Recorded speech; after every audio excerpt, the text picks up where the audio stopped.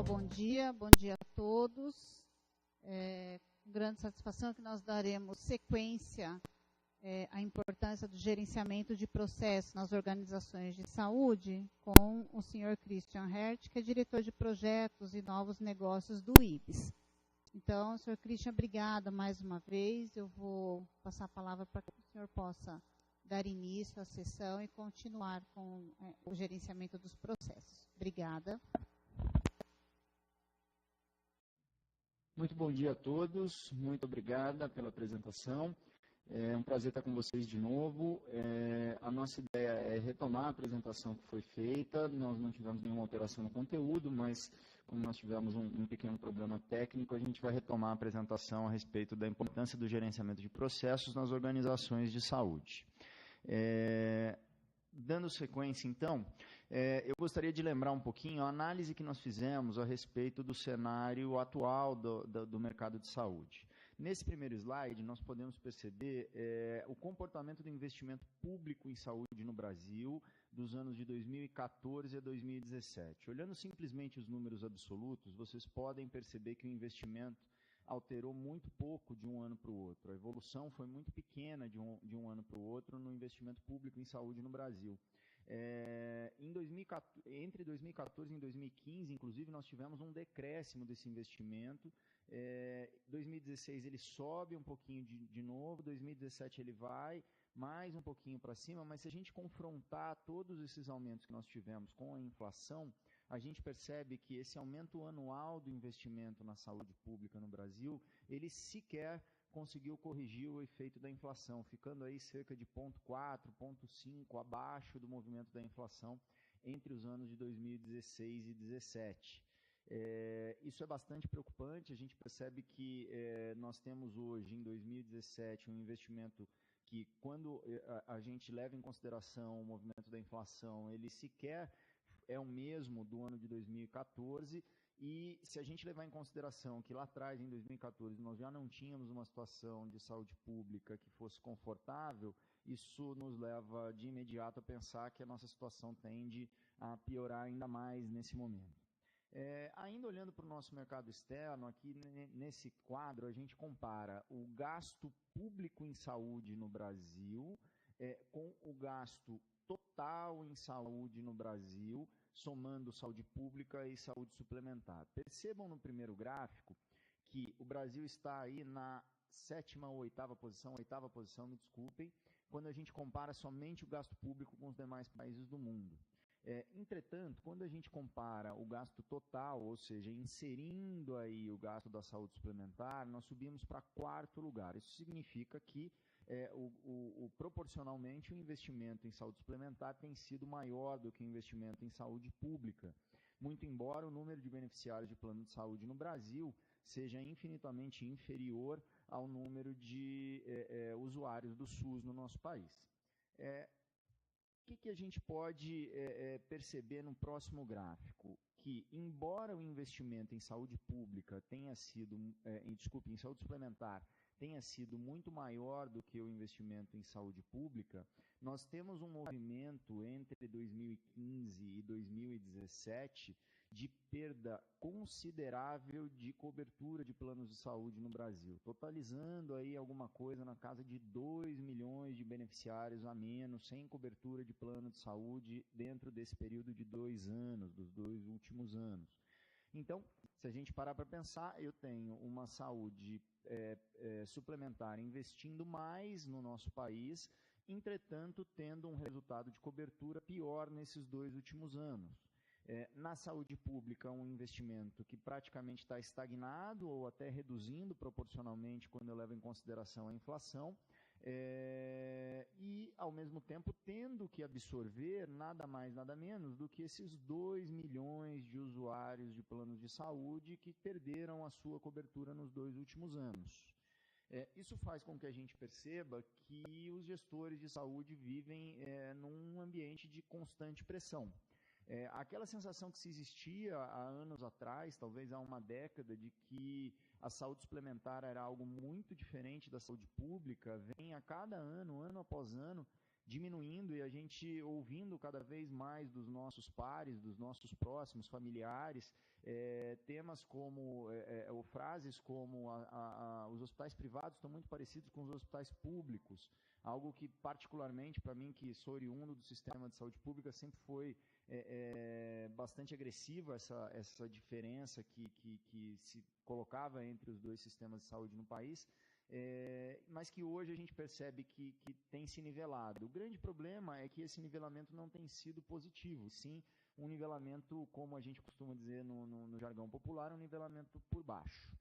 Bom, então, considerando todo esse cenário e esse ambiente de pressão, o que um gestor de saúde pode fazer para tentar se organizar e organizar o seu serviço de saúde, o seu sistema de saúde, para suportar e vencer toda essa pressão? É exatamente aí que a gente começa a falar um pouquinho sobre o cenário interno dos hospitais e dos serviços de saúde.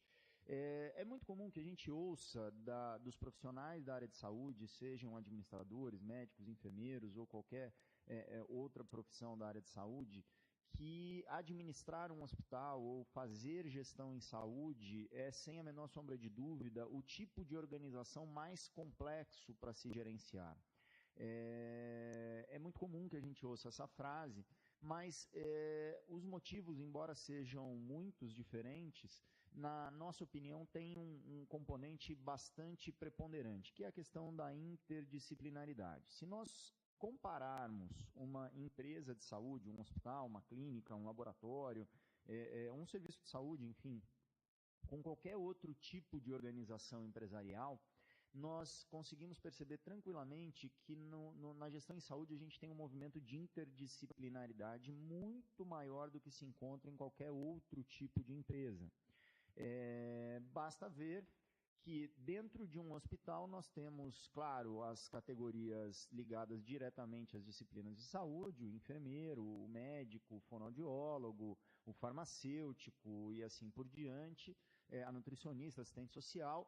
Por outro lado, nós também temos disciplinas que não estão ligadas diretamente à saúde, como o engenheiro, o contador, o economista, o próprio administrador, o advogado e assim por diante. Então, percebam que a gente tem, dentro de uma única empresa, profissionais praticamente de todas as áreas de uma universidade. Isso, por um lado, traz um componente muito positivo, que é a riqueza de saberes existente dentro do time de gestão em saúde. Por outro lado, traz uma dificuldade muito grande de concatenar todos esses saberes, de alinhar todos esses saberes para que a instituição de saúde gere resultados positivos. Bastante comum que a gente ouça frases motivacionais como um time está bem representado quando o seu resultado é maior do que a soma dos resultados individuais das pessoas que compõem o próprio time.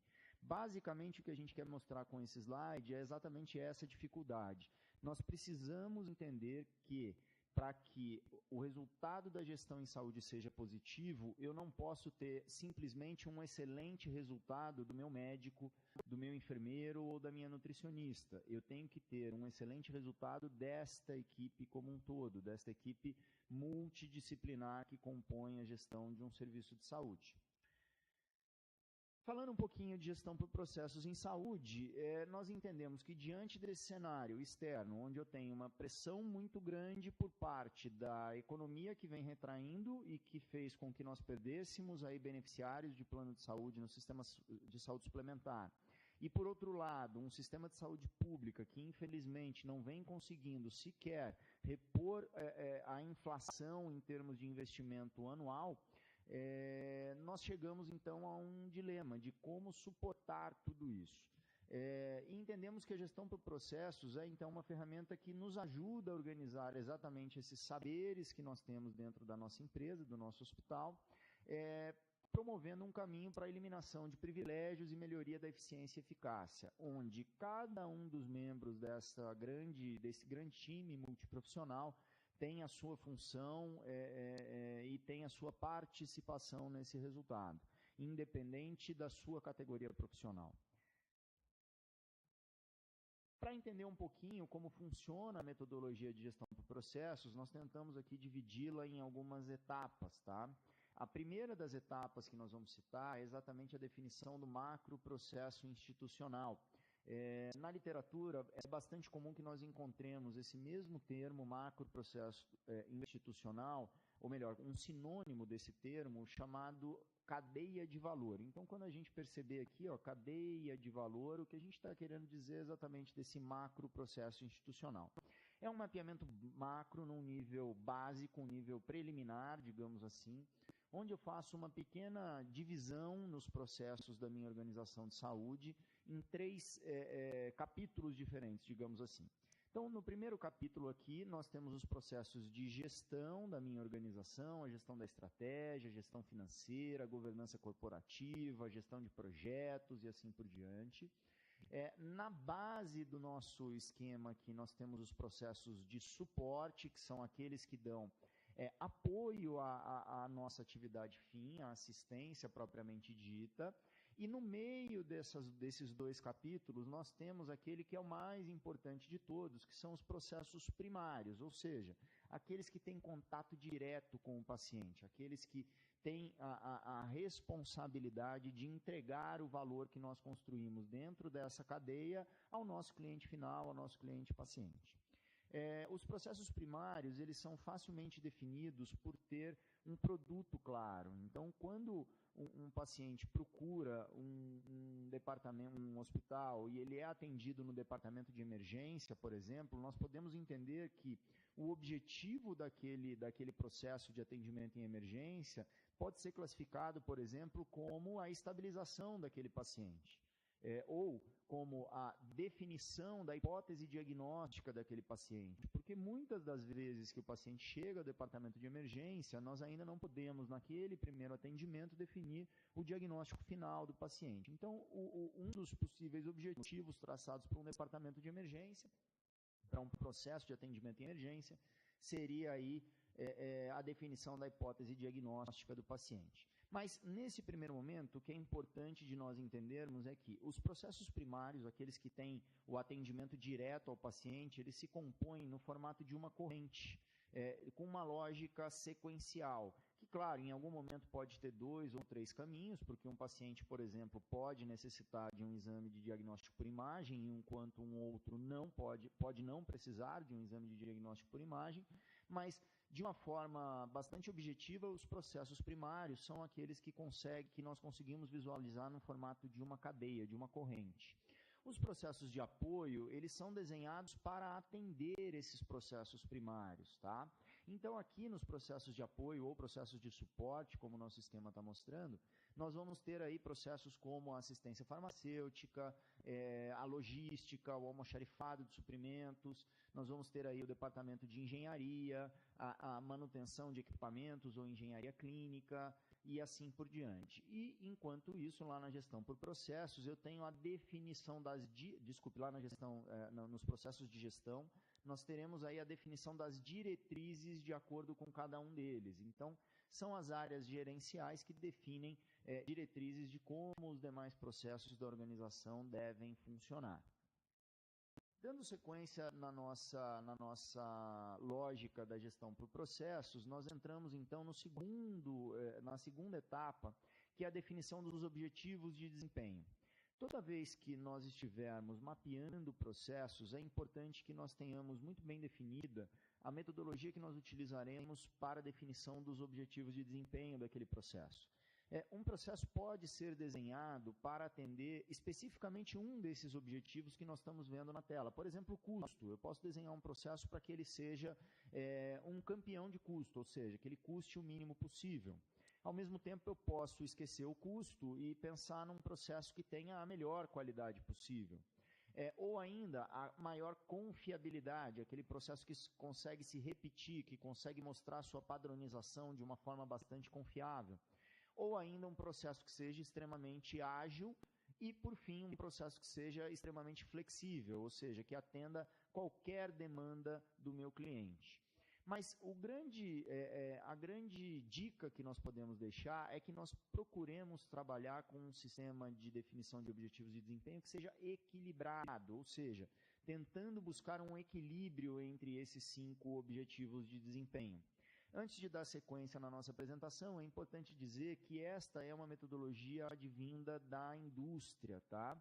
É bastante comum na administração da produção industrial. O capítulo, ou melhor, o tema conhecido na literatura, ele é chamado de função-produção, e ele é bastante discutido entre os autores da administração de produção. Esta é uma metodologia possível para a definição de objetivos de desempenho, mas é claro, você pode definir uma outra metodologia dentro da tua organização, pode buscar outra metodologia. O importante é que os processos sejam definidos para atingir objetivos de desempenho. Um processo sem objetivos é um processo onde nós teremos muita dificuldade de avaliar o quanto esse processo pode ou não alcançar as metas da organização.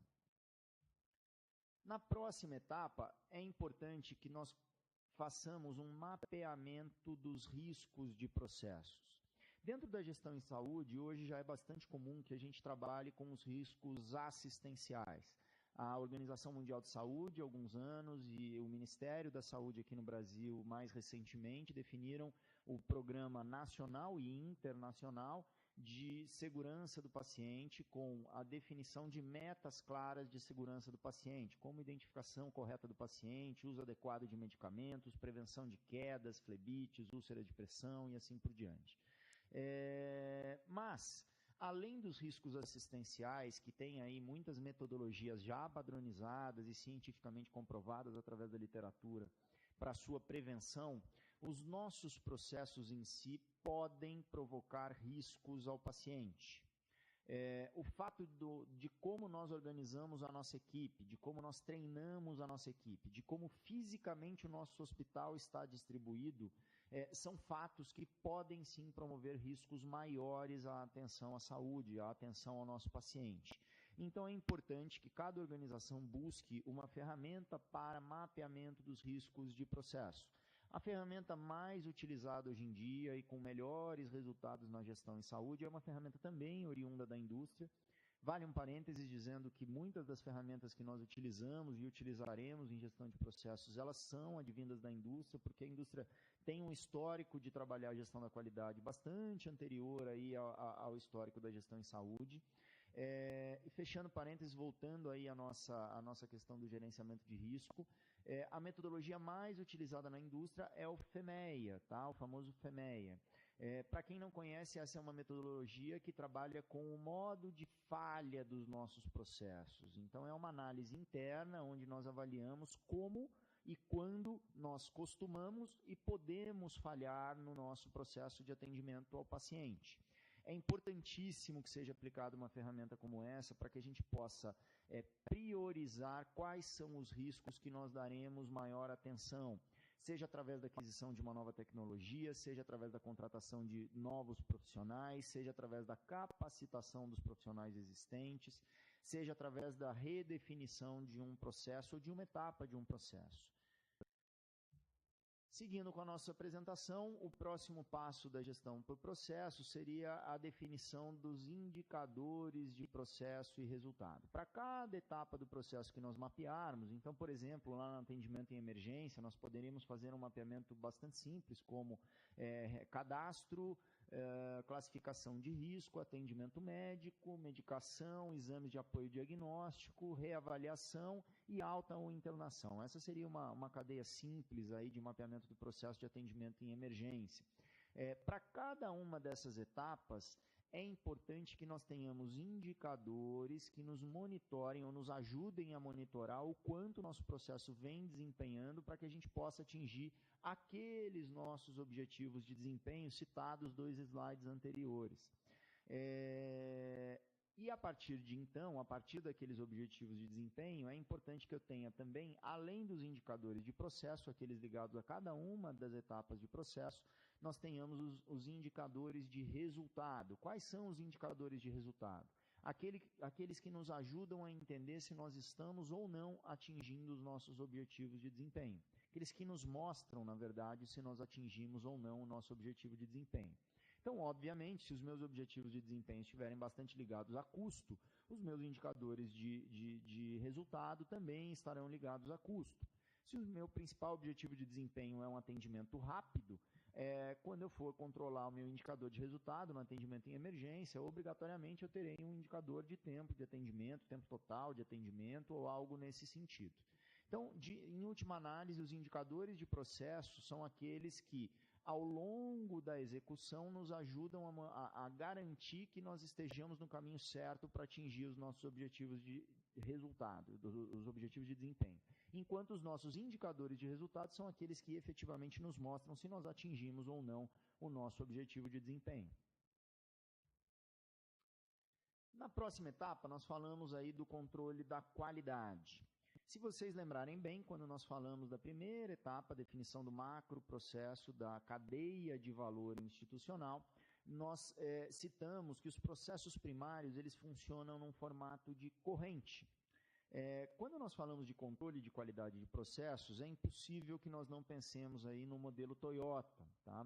A Toyota trouxe à gestão da qualidade uma nova visão de controle de qualidade de processo. Até então, no modelo americano de produção de automóveis, modelo Ford, o controle de qualidade ele consistia numa inspeção feita ao final da linha de montagem.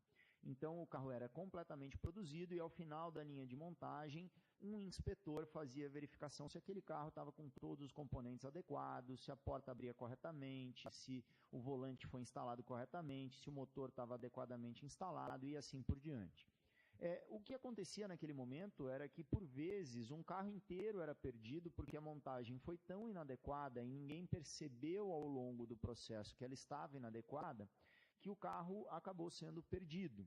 Então, o modelo Toyota trouxe para nós a inovação do seguinte: o empoderamento de cada um dos profissionais, de cada uma das etapas do processo, para que cada elo desta corrente seja o controle de qualidade do elo imediatamente anterior. O que a gente quer dizer com isso? É mais ou menos o seguinte: quando eu tenho um exame laboratorial, por exemplo, sendo entregue ao corpo clínico fora do prazo acordado entre as duas áreas, isto consiste em uma não conformidade, uma falha de qualidade do processo de atendimento laboratorial. É importantíssimo que esse médico ou o departamento ao qual o exame foi entregue notifique esta falha de processo, essa falha de qualidade ou não conformidade para o gestor da qualidade dessa instituição, para que o controle de qualidade seja efetivamente realizado. E, a partir daí, todos esses atores em conjunto possam fazer um grande trabalho de brainstorming, um estudo de possíveis melhorias para que esta falha não volte a acontecer. Então, esta é a etapa de controle de qualidade. É quando nós colocamos os diferentes processos em contato para definir quais serão os acordos de fornecimento entre o que nós chamamos na literatura de gestão de processos clientes e processos fornecedores, para que eles definam quais são as suas reais interações e possam, a partir daí, controlar a qualidade um do outro dentro desta cadeia de valor. Para que isso seja feito, é importante que nós apliquemos algumas ferramentas de gestão por processos. E aqui eu trago alguns exemplos de ferramentas que são aplicáveis ao Sistema Brasileiro de Acreditação. É importante entendermos que essas ferramentas são utilizadas para que cada um daqueles processos definidos lá na cadeia de valor sejam mais detalhados ou desenhados ou ainda estudados, tá? Cada uma dessas ferramentas tem uma função ou um objetivo um pouco diferente. O que a gente gostaria de trazer aqui de contribuição positiva para todos que estão conosco é que, muito ao contrário do que a gente costuma ver nas organizações de saúde, essas ferramentas elas não são não necessariamente precisam ser aplicadas de forma isolada. Elas podem ser, inclusive, combinadas dentro da organização de saúde para nos trazer resultados diferentes da nossa gestão de processos. Essa primeira ferramenta, o diagrama Snake, ou diagrama de serpente, é uma ferramenta bastante simples que consiste num mapeamento do primeiro nível de processos, ou melhor, de subprocessos, conforme aquele exemplo que eu citei do atendimento em emergência. Então, quando eu estou fazendo, por exemplo, só para a gente mudar um pouquinho o exemplo, o mapeamento do processo de atendimento cirúrgico, numa ferramenta como o Diagrama Snake, basicamente o que eu faria é uma definição de 6 a 8 etapas aí de como funciona esse processo de atendimento cirúrgico. Então, desde lá da solicitação da cirurgia, o agendamento, a avaliação pré-anestésica, a admissão desse paciente com o termo de consentimento, todos os processos de segurança cirúrgica, o checklist, a indução anestésica, o procedimento cirúrgico, a recuperação anestésica e a alta da recuperação anestésica. Então, esse seria aí, por exemplo, uma sequência aí do diagrama Snake e o diagrama de serpente. Essa é uma ferramenta que nos traz poucas possibilidades de gestão, mas nos ajudam a começar a entender como o nosso processo funciona. A partir desta ferramenta, nós podemos começar a trabalhar, por exemplo, com fluxogramas, tá? Fluxograma é uma ferramenta bastante conhecida, mas nem sempre aplicada de forma adequada. Primeiro ponto importante sobre os fluxogramas é que existe uma notação específica para que a gente utilize. O que a gente chama de notação? São as formas geométricas que são utilizadas no desenho desse fluxograma. Importante que vocês estejam atentos ao significado de cada uma daquelas formas, porque o fluxograma tem uma função bastante interessante, que é a função didática. Em geral, esta é a ferramenta que tem a maior aceitação dos colaboradores que têm uma atuação mais operacional na organização de saúde. É uma ferramenta visual, uma ferramenta de simples entendimento, sem um excesso de texto e que nos ajuda bastante a organizar a rotina dos nossos processos. Uma variação importante dos fluxogramas é o que a literatura chama de fluxograma funcional, onde eu tenho um desenho muito semelhante ao do fluxograma tradicional, porém ele é segmentado de acordo com as funções que exercem cada uma das etapas daquele fluxograma. Então, além de eu definir as etapas do meu processo, eu defino os responsáveis por cada uma dessas etapas. A terceira ferramenta que nós trazemos hoje é a matriz CIPOC, ou SIPOC, como preferirem, que trata aí dos nossos fornecedores ou suppliers, os nossos insumos ou os incomings, as entradas, o nosso processo, que é a letrinha P aqui de process, as nossas saídas ou outcomings e os nossos customers ou clientes aqui. Qual que é a ideia dessa ferramenta? É estabelecer um sistema gerencial onde eu entendo quem depende de mim enquanto processo e de quem eu dependo para oferecer os meus resultados e para atingir os meus objetivos de desempenho. Esta talvez seja a ferramenta que nós mais comumente encontramos nas organizações de saúde. Ela é uma ferramenta bastante interessante, já bem validada, que nos ajuda aí, principalmente aos gestores de processo, entender o que eles precisam movimentar nessa relação cliente-fornecedor interno para poder melhorar os resultados de desempenho.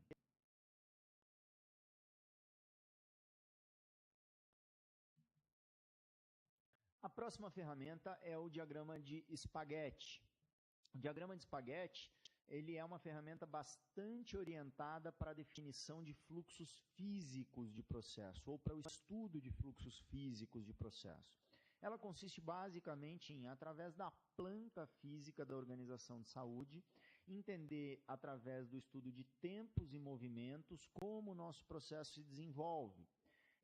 As organizações de saúde, tradicionalmente, não se organizam fisicamente para o atendimento do paciente. É bastante comum que a gente encontre problemas de planta física, como o laboratório de anatomia patológica ficar bastante distante do centro cirúrgico, o setor de retirada de resultados de exames ficar dentro do hospital e com isso eu ter que fazer com que os pacientes entrem no hospital promovendo um fluxo cruzado bastante grande, simplesmente para retirada de exame que poderia ser feita numa área externa. E o diagrama de espaguete nos ajuda a entender exatamente isso. Qual que é o melhor momento para nós aplicarmos uma ferramenta como essa? Quando nós estamos estudando ou estruturando uma reforma ou implantação de um serviço novo. Porque é exatamente quando você tem a possibilidade de estudar se a disposição física do teu processo está adequada ou se você precisa de alguma alteração nessa disposição física. O VSM é a nossa próxima ferramenta. O nome correto da ferramenta é Value Stream Map, ou mapeamento do fluxo de valor. é uma ferramenta bastante interessante, de um nível um pouco mais complexo, mas muito pouco utilizada na área de saúde, e que eu queria, de verdade, fazer uma provocação positiva para que todos que estão nos assistindo possam conhecer um pouco melhor essa ferramenta. Um dos grandes problemas que nós temos na gestão em saúde é que o nosso cliente final, ele simplesmente não conhece tudo que nós precisamos fazer do ponto de vista administrativo e de apoio para que a assistência ao paciente possa acontecer efetivamente. Basicamente, o que eu estou querendo dizer é que quando um paciente comum, aquele que não conhece o meandro do sistema de saúde, vai a um hospital, a sensação que ele tem é que um hospital é composto quase que exclusivamente por profissionais da área de saúde, das disciplinas de saúde, médicos, enfermeiros, fisioterapeutas, nutricionistas, psicólogos, assistentes sociais e assim por diante. Ele simplesmente não imagina que existe um departamento de compras, que existe um departamento de manutenção, que existe um departamento de RH e assim por diante. E, na nossa opinião, nem é obrigação dele que ele reconheça todos esses processos. Mas sim, é nossa obrigação, enquanto gestores de processos, estudar o quanto esse paciente consegue perceber de valor de cada uma das atividades realizadas dentro da nossa organização de saúde. Esse é um ponto bastante importante. E o objetivo dessa ferramenta é justamente entender quais são as atividades que nós executamos dentro dos nossos processos que agregam valor ao paciente e quais são as que não agregam valor ao paciente. E o mais interessante é que essa ferramenta ela pode ser aplicada para que a gente faça essa análise na visão do próprio paciente, ou seja, o que ele enxerga de valor efetivamente e o que ele não enxerga de valor. Qual que é o grande benefício que essa ferramenta pode nos trazer? Exatamente entender que para aquelas atividades que agregam valor ao paciente, eu preciso cada vez melhorar e fazer com que ele perceba que o valor vem aumentando a cada novo atendimento que ele faz em nossa organização de saúde. Por outro lado, para aquelas atividades que não agregam valor ao paciente, é importantíssimo que nós analisemos se, primeiro, é possível simplesmente suprimir essas atividades, eliminar essas atividades. Se sim, ótimo, nós temos um caminho para enxugar nosso processo e eliminar atividades que não agregam valor ao paciente. E segundo, para aquelas atividades que não agregam valor ao paciente, se eu não consigo eliminá-las, eu consigo reduzi-las, eu consigo torná-las mais rápidas, eu consigo fazer com que o meu processo seja mais ágil nesse ponto. Então, essa é uma ferramenta bastante interessante para nos ajudar a aumentar a percepção de valor do nosso cliente em relação ao serviço prestado, em relação à nossa gestão de processos. A última das ferramentas que nós citaremos hoje é a ferramenta Lean.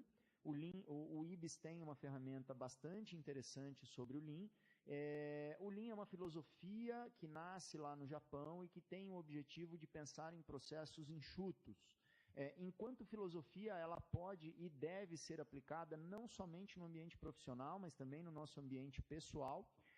Muitas pessoas acabam confundindo essa ferramenta com os 5S, por exemplo. É importante dizer que originalmente os 5S não faz parte da ferramenta Lean, mas os 5S contribuem sim com a ferramenta, nos ajudando a organizar, manter a limpeza, manter um processo organizado, limpo e objetivo para o nosso paciente. Mas o Lean vai trabalhar bastante com o que ele chama de desperdícios, onde a gente vai procurar se um processo está produzindo além daquilo que ele precisa produzir, ou se ele está produzindo aquém daquilo que ele precisa produzir, se ele está produzindo rápido demais ou lento demais o seu produto final.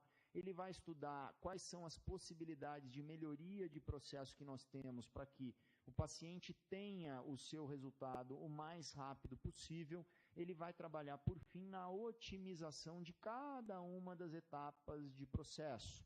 Então, essa é uma ferramenta bastante interessante que alguns hospitais já aplicam e que deve ganhar uma força muito, mas muito grande nos próximos anos dentro da gestão em saúde.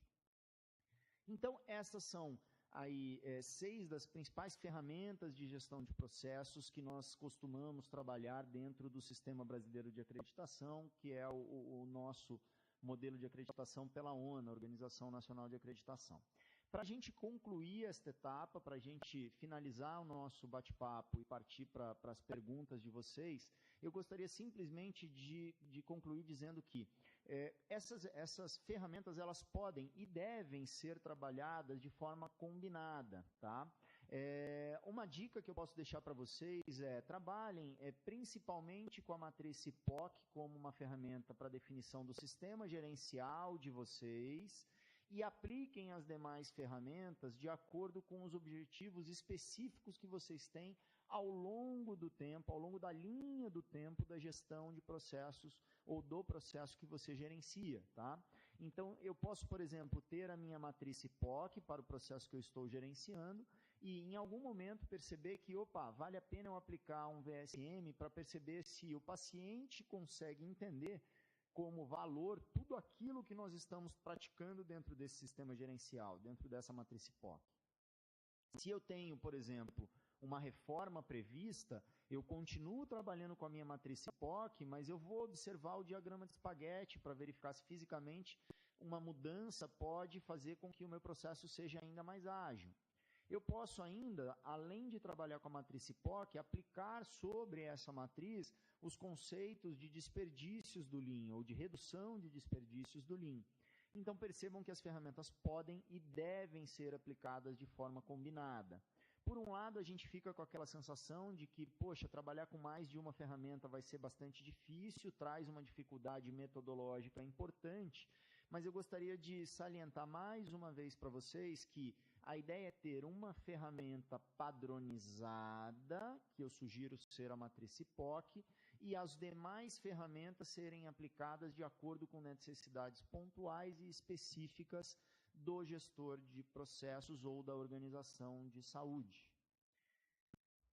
Por fim, eu gostaria de compartilhar com vocês um pouquinho dos nossos canais de comunicação do IBS. O IBS é uma empresa de acreditação em saúde. A gente tem aí muitas ferramentas gratuitas, inclusive, para os nossos clientes e para o mercado de saúde como um todo. Eu gostaria de destacar aqui no nosso Facebook, na primeira linha, todas as segundas-feiras, às 21 horas, nós temos uma transmissão ao vivo com discussão de temas relacionados à gestão de saúde. Quem faz essa discussão é a nossa diretora de ensino e capacitação, Alexa Costa. E destaca também o nosso canal de podcast, Excelência em Saúde. É um canal que nós divulgamos vídeos diários com temas que são publicados nas melhores revistas e trabalhos internacionais, traduzidos para a nossa língua portuguesa, adaptados ao mercado de saúde brasileira, gravados e divulgados em vídeos aí de 10, no máximo 15 minutos, para que vocês possam ter acesso ao que tem sido discutido no mundo em termos de gestão da qualidade, segurança do paciente e gestão de saúde. Temos também uma plataforma de ensino à distância, o ibskh.com.br, e o nosso canal de dúvidas é o duvidas.ibs.med.br. Gostaria de finalizar agradecendo bastante a oportunidade de participar do EducaSUS e abrir para todos os presentes, participantes, para perguntas. Muito obrigado a todos.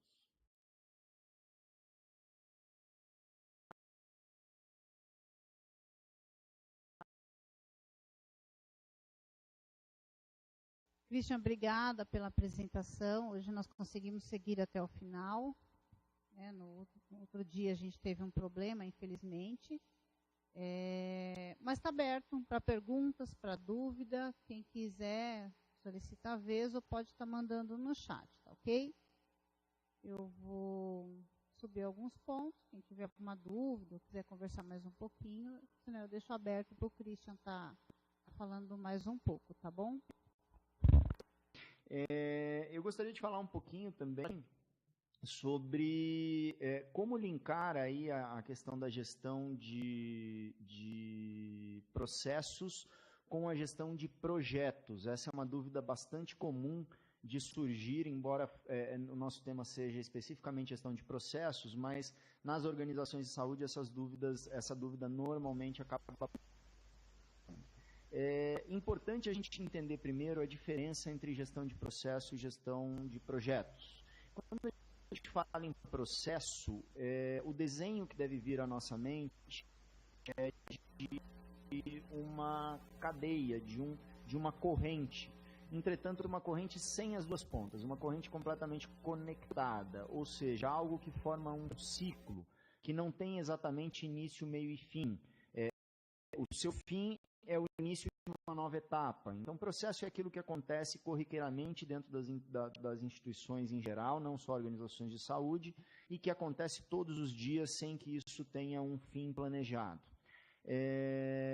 Gestão de projetos, ou projetos em si, é tudo aquilo que a gente consegue definir com início, meio e fim. Tá? Então, essa é a primeira diferença bastante importante. Bastante comum, ou melhor, é bastante simples da gente entender o conceito de projeto quando eu penso, por exemplo, em uma obra, em uma reforma. É algo que começa lá com a definição de planta, o conceito da obra, o trabalho de arquitetura, enfim. A partir do momento que o projeto está desenhado, eu tenho todo o trabalho de implantação ou de execução da obra, a finalização com o acabamento e a entrega da obra. A partir daquele momento, o projeto finalizou, aquilo acabou e não vai retornar à organização. Eu posso amanhã ter um novo projeto, uma nova obra, uma nova reforma, mas aquela acabou. A gestão de processos ela é aplicada para aquilo que acontece recorrentemente, constantemente dentro da organização de saúde. Embora isso talvez pareça simplório, faz uma diferença bastante importante, porque os gestores que são escolhidos para gerenciar projetos e processos precisam ter competências diferentes. Tá? O gestor que faz a gestão de projetos, por exemplo, é alguém que precisa ter uma visão temporal bastante justa, bastante objetiva, porque projeto é medido basicamente por cronograma, por execução de cronograma. Enquanto o gestor de processos precisa ter uma visão muito forte de negócio, do negócio ao qual ele está inserido. No nosso caso, claro, negócio e gestão em saúde. Mas ele pode sim ser um gestor de outras áreas e que aí sim ele vai precisar conhecer do seu mercado, da sua atuação, do seu tipo de negócio. Pode ser um gestor de um banco ou de qualquer outro tipo de negócio. Então, essa é uma diferença bastante importante. É importante que a organização defina estruturas dentro do seu organograma para gerenciamento de projetos. Tá? Hoje em dia é bastante comum, nós ouvimos falar da principal metodologia de gestão de projetos que a gente tem no mundo, que é o PMO, né? o Escritório de Gestão de Projetos, enfim, que tem o objetivo de ser uma espécie de um xerife, digamos assim, para que os projetos efetivamente aconteçam dentro da organização. O projeto ele é multidisciplinar também, ele precisa ter uma visão aí de pessoas que têm conhecimentos específicos de cada uma das áreas da organização em saúde, mas ele tem que ter alguém que funcione como uma espécie de xerife mesmo, para garantir que cada uma das etapas daquele cronograma aconteça no dia pré-determinado. A gente normalmente costuma menosprezar um atraso de um dia, por exemplo, em uma etapa de um plano de ação ou de um projeto que nós temos dentro da nossa organização. Poxa, mas foi um dia só, esse atraso é pequeno. Agora, se a gente pensar num projeto, por exemplo, que tenha 365 etapas, e se todas essas etapas atrasarem um dia, é lógico pensarmos que esse projeto vai atrasar nada mais, nada menos do que um ano para a sua finalização. Então, a grande diferença, aí, ou uma das grandes diferenças entre a gestão de projetos e a gestão de processos, é que na gestão de projetos eu tenho uma pessoa de fora da área fim do projeto para fazer o acompanhamento e a cobrança, efetivamente, daquele cronograma. Enquanto na gestão de processos eu tenho as equipes ligadas àquele processo, os departamentos daquele processo, trabalhando de forma interconectada, cada um dentro da sua atividade cotidiana, diferente da gestão de projetos. Então, acho que esse é uma outra visão aí a respeito da gestão de processos que pode colaborar aí no entendimento dos nossos colegas que estão assistindo o nosso encontro de hoje. Tá. Pessoal de Guaratinguetá, eu estou com vocês na tela, eles solicitaram o último slide para anotação. Será que tem como só tentar colocar o último slide aí para anotação? É esse slide que está na tela? É esse slide que está na tela? Vocês conseguem?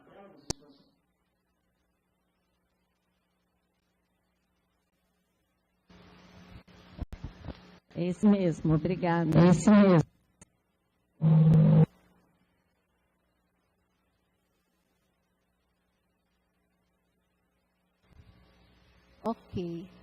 Christian, nós não temos, por agora, nenhuma pergunta. Se você quiser, se você quiser falar mais um pouco, ou se não, a gente dá por encerrada a sessão. Você vai deixar os contatos já estão ali, o pessoal pode falar com você, né, ligar também, tem telefone, tudo ali. E eu vou passar a palavra. Tem telefone aí? Não? Não? Você vai deixar seus contatos? Você quer deixar algum telefone, Christian? Vou passar a palavra para que você possa fazer as considerações, por favor. Ok. Na verdade, eu gostaria só de agradecer a todos. Aqueles que tiverem alguma dúvida, no finalzinho desse slide vocês têm o nosso canal de dúvidas. Eu peço que as dúvidas sejam enviadas por esse e-mail, porque a gente faz uma estatística e um acompanhamento das dúvidas que são enviadas a cada aula que nós fazemos. Fiquem bastante à vontade para esclarecer todas as dúvidas que vocês tiverem a respeito de gestão de processos. Nós temos muitos materiais a respeito de gestão de risco, segurança do paciente, estamos à disposição para trocar mais informações com vocês a esse respeito. E lembrar aí que o IBS tem uma parceria com a FEOSP, que oferece aí condições específicas e exclusivas aí a todos que quiserem aproximar as nossas relações. Vocês têm também os nossos canais de LinkedIn, YouTube, enfim, lá a gente tem muito material a respeito de temas que circulam em torno da questão gestão da qualidade e segurança do paciente. Mais uma vez, muito obrigado pela oportunidade, eu agradeço a todos, um grande abraço.